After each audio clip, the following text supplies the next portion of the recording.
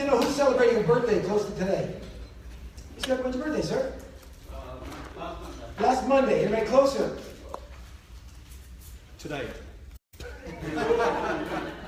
We'll get him later. First name, sir, is Graham. Graham, can I ask you a quick question? Have you ever wondered how Disney continues to produce an incredible model on business excellence, leadership, working environment, customer experience? Have you ever wondered how they do it? No. Well, would you like to know how they do it? What's something else about it? Would you like to know how to do it? Absolutely. Well, guess what? You're the winner of my top-selling book, Making the Customer Experience Magical Now, How to Succeed in Business. Good job, good job. Okay, time out. Yeah, remember the timeouts? Yeah, timeout is this. How many of you in the audience thought me, the presenter, would be giving away a free book in the first 5 seconds of the presentation? Nobody. That's because I want to prove a point right off the bat. And the point I want to prove to you is this. As I get to travel around the world, I get to meet great people like you. I speak in all kinds of industries, all kinds of businesses, all kinds of associations. I do a lot of research, a lot on consumer behavior, why people buy, why people become loyal, what creates that stickiness to any organization.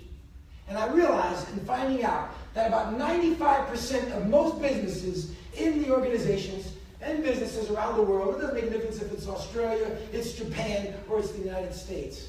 About 95% of most businesses, and maybe perhaps yours, are boring. That's right.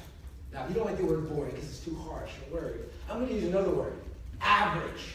And what I mean by average is that I know you, if I walked around right now, I gave you an opportunity to tell me about your business, I bet you would say, oh, we do this, we're number one at that, we're great at this, we've got 1,000 companies. I think that is outstanding. But to the average consumer, your customer, your potential customer, you're all the same. There's nothing that differentiates you from everyone else. JD just spent an incredible morning and the afternoon here talking about how to differentiate your business from a marketing perspective. So people instantly look at you, develop that brand and say, wow, I want to do that. I want to click on that. Attract those customers. But once you have those customers, if you don't create an experience for them, you become a commodity. Because like I said earlier, it's not about customer satisfaction anymore. I had a client of mine, lost a client after 10 years, his number one client. I said, so why did they leave? He says, I don't know. I said, well, let's go ask him. So we marched on over to the business, had a nice little coffee with him, and said, what's going on? Did that product or service not live up to your expectations for the last 10 years? He goes, oh, it was great. Okay. Was anybody in the office, in the organization, upset you, or say something rude, and maybe you didn't feel like you were getting the attention? He goes, no. So why on earth are you looking to move right now after 10 years? You know what the response is? And I bet you get this same response as well. We want to try someone else. Bingo! That means you provided customer satisfaction. It's not about customer satisfaction. It's about creating an experience. And the best company on planet Earth that provides the experience is Disney. Disney doesn't just provide customer service. They create the experience. So let me ask you this question. If Disney ran your business right now, what would it look like? What would it look like? Pretty cool, right? Now, I'm not saying Disney would run it better than you, because some of you have unique businesses, and I'm not sure if Disney can run it better. But if Disney right now bought it and said, you're out of here, would it look a little different? Yeah. What would be different? Everything. What? What is Disney known for? What is Disney known for out there? Fun. All right. So it would be more fun. Business would be more fun. What else is Disney known for? Magical. Attention to detail. Helpful and friendly people that go out of their way and create magical experiences. Right? Unordinary things. Memories. All those things. Well, then ask this question. Shouldn't your business be doing that too? But it's not. It's because you're doing typical things that create great customer satisfaction, but you're not converting those into loyal employees and loyal customers that want to stay and be with you for the rest of their lives. Okay? So I'm not here to convert your company into the next Disneyland or Disney World. That's not what I'm here for. But I'm going to give you a couple of nuggets today that might be able to change your business of what goes on right now in your business. One of my favorite sayings is that small hinges swing big doors. I'm not going to give you this one idea that's going to transform your business, but I'm going to give you a bunch of little ones. And you take that, tweak it, and say, are we doing that in our business to create customer loyalty? Or do we love that turnover, rat on the wheel, just turning over and over and over, getting more customers, getting more customers. You have this big system where all the customers come in, and then they just flow out of that bucket over and over, and it's costing you a lot of money. I love what JD does, and like I said, there's nobody on planet Earth that does it better than him. You need to look at the system. You need to look at what he does. It works for me as well as works for many other people. But what about the customers you already have? Do you know that is 100% of your sales? Do you know that is 100% of your profit? But most people think, but that's not sexy. I want a new brochure. I want a new website ad. I want to do this. Yeah, that's sexy. Take care of the customers that you have and create those experiences. And your word of mouth marketing will go through the roof, combined with everything else. Okay? So, it's not just about selling products and services. It's all about the experience. Okay? Now, I'm going to tell you a little bit about who this ex-Disney guy is, and you can kind of laugh. But I live in Charlotte, North Carolina, just down the road a bit. Sort of. And as I said earlier today, my background is I spent over 25 years managing hotels and resorts and got a great opportunity to work for Disney and manage their hotels and resorts. But I grew up in the 70s. How many of you grew up in the 70s? Remember the 70s? Yeah, I remember the 70s. See a couple of heads going up and down. For those of you that grew up in the 70s, you remember? Look at that good-looking dude in the center. That's when I used to have hair.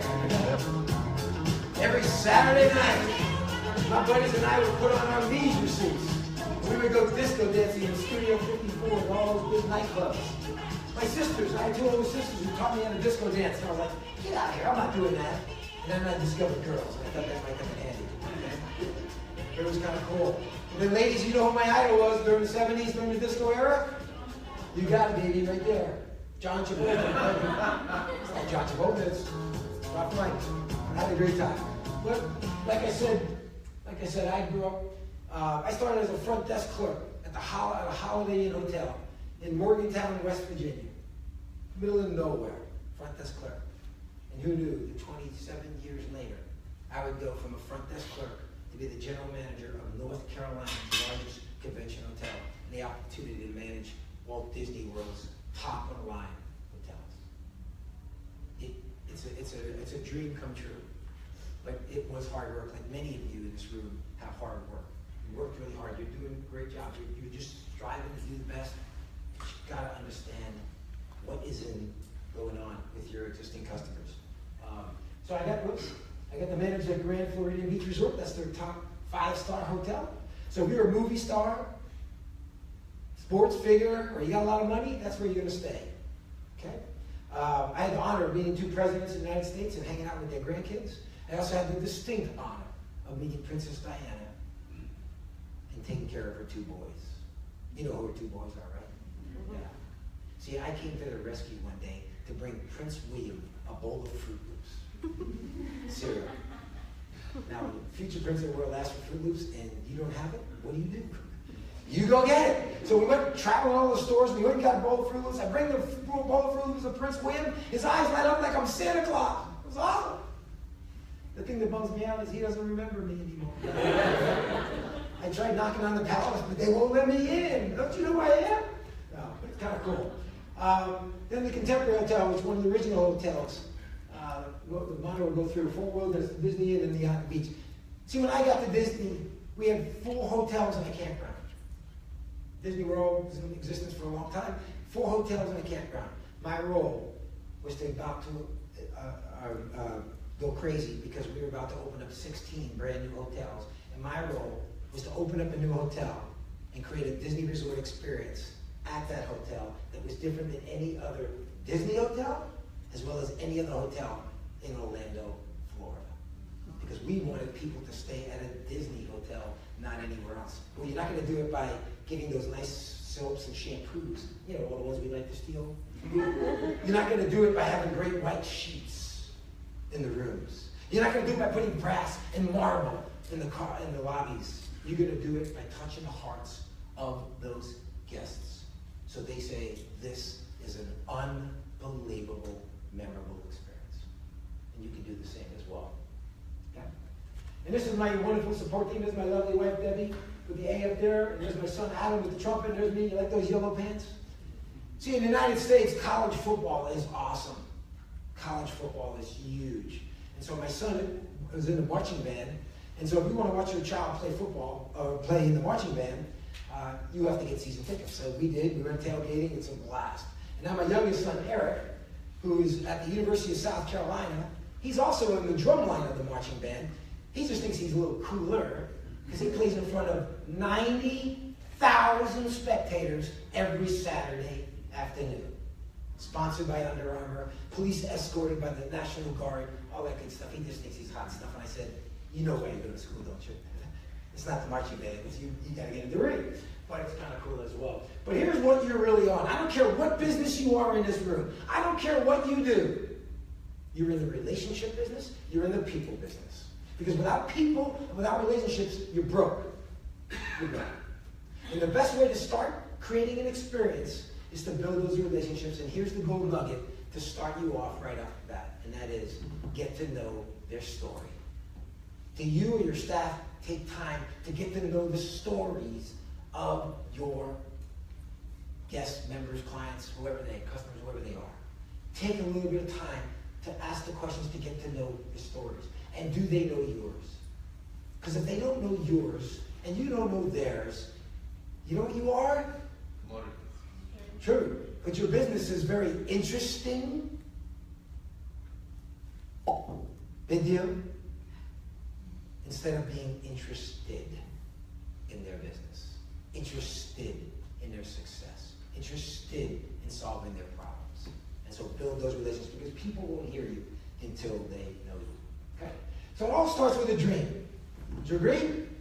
How many of you realize that Walt Disney was probably the most incredible dreamer besides maybe Jobs and Michael or Gates and some of the other big ones? But there are only a few in our lifetime. Walt Disney was one of those. And he said, if you dream it, you can do it. Walt was an incredible visionary. Back in the 1950s, Walt Disney is thinking about building Disneyland.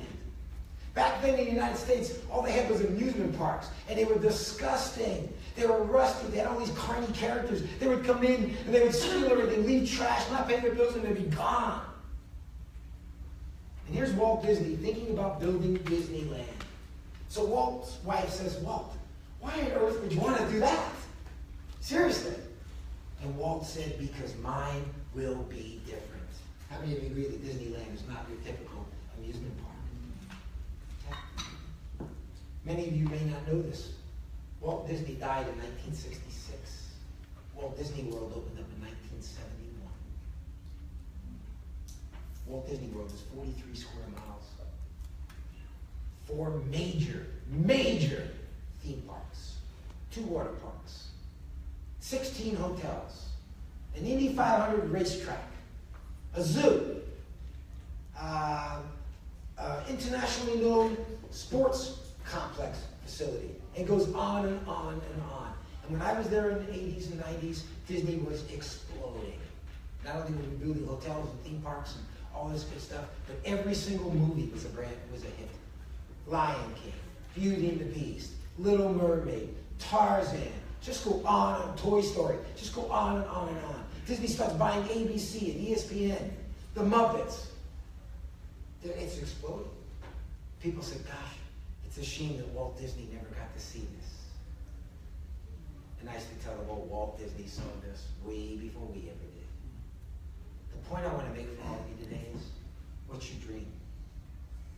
If you don't know what you want in your business, if you can't dream about the success and achieving the success in your business, if you can't see it, it'll never happen.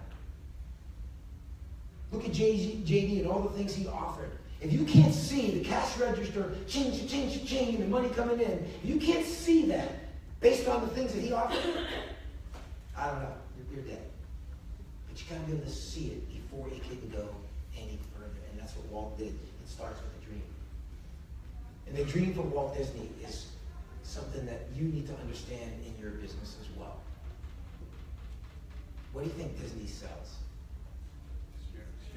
Experiences, yeah. Memories, yeah. Happiness, okay. Anticipation, yeah. That's a good thing, okay. How many of you agree that Disney sells imagination? How many of you agree that Disney sells fantasy? Yeah, right? You go to Tomorrowland or you're in the Magic Kingdom castle, you go into the theme park or the themed hotels. Every single one of you in this room, you need to be selling fantasy as well. What do I mean by that? If you're a dentist, I work with a lot of dentists, a lot of my coaching clients. Dentists. Go ask a dentist, what do you sell? You know what a dentist tells you? Dental hygiene. Dental hygiene? Yeah, honey, let's go get some dental hygiene. What does a dentist sell? A smile. We go to a dentist, right, Kelly? Sally? We're trying to go into a dentist knowing that when we come out, our teeth are going to be whiter, our friends and neighbors, spouses are going to go, you look a little different today. That's why we go. Go ask a restaurant owner, what do you sell? Food and beverage. No, you don't. You sell a dining experience that makes me want to go to your restaurant as compared to eating at home. Because I can eat at home cheap, fast. What kind of restaurant experiences? Well, there are all kinds. Maybe it's a romantic one where you have your spouse, or girlfriend, boyfriend, hand over the table, glass of wine, candlelight music. Yeah, that's an experience. Try doing that at home. It ain't gonna happen. Or maybe it's a sporting good. You're gonna watch the grand final, whatever it is. You want to watch with a bunch of people at a bar or a restaurant or something, and everybody's in their jerseys and they're screaming. Yeah, well, you can do it at home. TV, it's a comfort of your home. But they sell that experience. McDonald's, right? A children experience. I wouldn't have a business meeting in a McDonald's. Would you agree? It's not that kind of experience that one. So you're selling experience. This is what Disney sells. They're selling imagination, fantasy, and happiness. And you have to do the same. How do you do it? You put them in the imagination. How many of you wish you were there right now? Think about this. There's a little girl, just as a princess, mom looking out the window, and what does she see? The Magic Kingdom castle. For those of you who have never been to Disney World or Disneyland, I can tell you right now, not every guest room at Disneyland or Disney World overlooks the Magic Kingdom castle. But that one does, and they charge you a little bit more for it. You want to know the gold nugget I just shared with you? People will pay more for fantasy. But yet most of you in this room, your businesses are boring. Because you're just a commodity that there's 10,000 other businesses just like you. Or I can maybe even go online and continue to do business. I don't have to worry about having rude people talk to me. Or people are unfriendly and uncaring. Or I got to be on a queue system where it's 2, 3, 4, 5, touch this for 6, touch that for 7, going on and on and on. I might as well just go online. Why? Because you're bored. You're not selling any imagination. Sell the imagination. Okay? That's what Disney does. I love realtors. I work with a lot of realtors, and they're trying to sell homes that are empty. Right? It's like, you know, here's a beautiful home, and look at the backyard and the barbecue. It looks great. It's empty. Put a bunch of people in there having hot dogs, hamburgers, a bunch of beers. I'm going to go, honey, we need this house because I want to invite my friends. I want to be in there. Yeah. It's like what JD was telling you all day today. From a marketing perspective, to get people to click on your website, to click on your Facebook ad, or to just even look at your brochure, or even the storefront, you're selling imagination. Okay, we got them there. Does that mean the imagination is done? No. How many of you have ever looked at a brochure and you go, wow, it looks great. The TV ad looks great. And then you get there and you go, it don't look like that. You have to give them that experience. How do you do that? You follow Walt's philosophy. You don't build a product for yourself. You need to know what the people want, and you build it for them. What do they want? Build it for them. Now I want to tell you the difference. Needs needs and wants. Most organizations, most people have needs and wants. Would you agree? All right. Play a little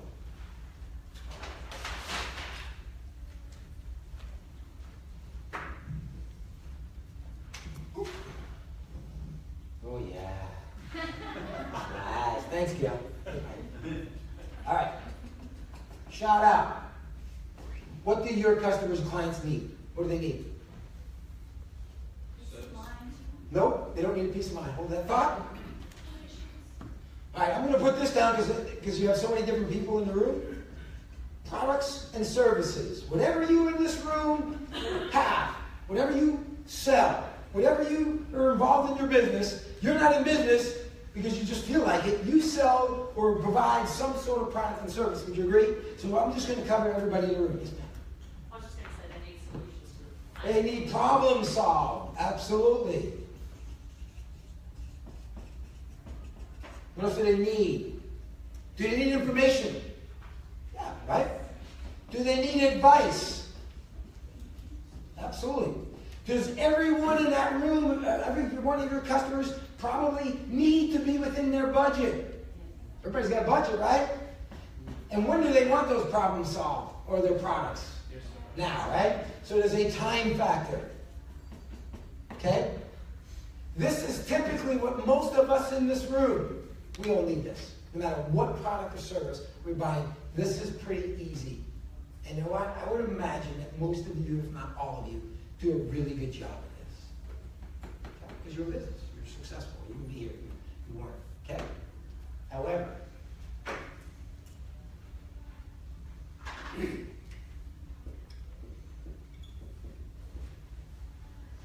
what do your customers want? Who said peace of mind? Absolutely, peace of mind. What else do they want? Exceptional service. They want exceptional service. If I don't spell, by the way, just bear with me, okay? We have to get the spell check on this next time, okay? They want you to take the pain away. All right, pain. They want pain away. What else do they want? Results. Yep. And on budget. Okay. They might need to be on budget too, right? Because it's their. What do they really want? You guys haven't hit that nail on the head. That's why your businesses are boring. Experience. They want to feel good. What else do they want? They want people. They want you to empathize. What does that mean? Feel sorry for people? Understand. Put yourself in their shoes. That's what they want. How many of you think they want personal attention? Absolutely. I don't want to be a number. I don't want to be a transaction. And how many of you really want something that's memorable, a good experience, whatever it is? See, these and a lot more is what they want. But let me ask you a question. Which one of these do you think is more emotional? This side. Okay? Let me show you an example of emotional purchases. Okay?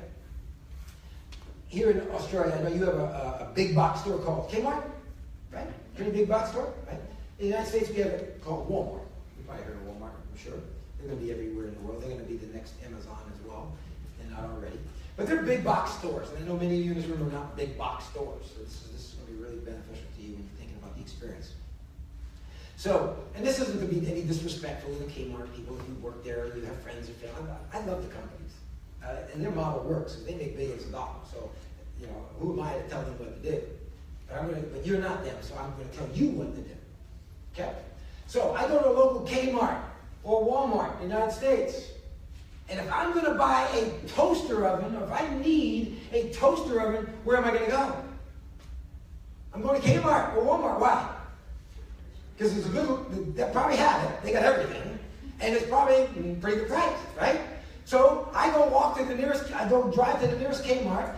It takes me about a quarter of a mile to get to a good parking space because I can't ever get a good parking space. The place is jam-packed. I'm walking through bottles of glass, trash, all this stuff, just to get into the front door. I get into the front door, I go to the first person I see, I say, hey, I'm interested in buying a toaster oven. Could you guide me in the right direction? I don't know. So I wander around aimlessly at the nearest Kmart, and there's my toaster oven, $19.95. I take that toaster oven and put it under my arm. I head towards the cash registers, right? There's 16 cash registers, 14 are closed. So I got my toaster oven. I got my toaster oven. I get in line. I'm a nice person. I'm a jovial person. I love everybody. Nobody makes me angry at all. Go up to the cashier. Hi. How are you today? Thank God it's Friday. All right. Why do I subject myself to that? Because it's a $19.95 toaster oven. Okay, and I just needed a toaster oven, and Kmart and the Walmarts of the world do a great job of that. All of you are not Kmarts and Walmarts, are you? You want to know how to compete with them? It's simple. Usually when I'm traveling for a long period of time, days, weeks, whatever it may be, obviously this year I've been 3 weeks here in Australia, touring and doing seminars all over, speaking at conferences, but whenever I'm gone for a long period of time, I usually stop at a knick-knack shop, a gift shop, something like that, and pick up something nice for my wife. Just to let her know I'm thinking about her and I miss her, and just something unique to the area, whatever it might be. So I go into this little boutique shop, not in Australia by the way, but I go into this little boutique shop, and I walk in and I didn't see anybody. Nobody here? Nobody working? So I walk in and all of a sudden out of nowhere, I hear, "Hi, how are you today?" Scared the living crap out of me. I look and there's a girl on a ladder hand dusting a fixture. And I go, "Oh," she goes, "Oh, I'm so sorry, did I startle you?" I go, "That's okay." She goes, "I'll be right there." It's all right, I'll stay right there, it's okay. So I go, proceed, go ahead. She comes right down that ladder, she comes right up to me, she says, "Hi, my name is Cindy, what's your name?" John. She goes, "Hi, John. John, have you ever been here before?" I said, "No." She goes, "Well, where are you from?" I told her Charlotte, North Carolina. She goes, "Oh, I love Charlotte, North Carolina. So what brings you here?" I said, "Well, I'm doing some business in the area. I'm gone a considerable amount of time this week. So I thought I'd pick up something neat, find something neat for my wife." She goes, "Oh, how long have you been married?" I said, 27 years. She says, "Oh my gosh. So what does your wife like, John?" I said, "I don't know. Something unique to the area, knick-knack, I don't know." She grabs my hand and she pulls me right over. I'm like, I'm coming. She takes me over to this display, and there's all these handmade, hand-carved soaps. And she said these soaps are made of goat's milk, which is one of the most nutritious item. It's healthy for you. It's great. It's natural. All this great stuff, and all of the proceeds go to the animal shelter.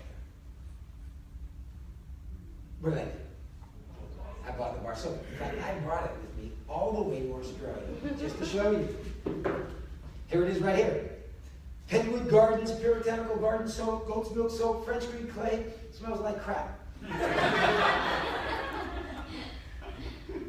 If I were to take a crack at how much this bar of soap cost me. $20. Now I know I'm in Australia, but my wife seems to get around, or kind of, she has these one of those ears or whatever. She can find anything out. You all are sworn to secrecy. You're never allowed to tell my wife, JD, that I spent $20 on this bar of soap. Why on earth, John, would you pay $20 for a bar of soap? Well, let me ask you this question. Which side do you think she got me on? People will pay for emotions. They're not going to pay because your product and service, "Oh, we're the number one this in the world." Who gives a crap? Nobody does until you touch the hearts and soul of my emotions. Okay?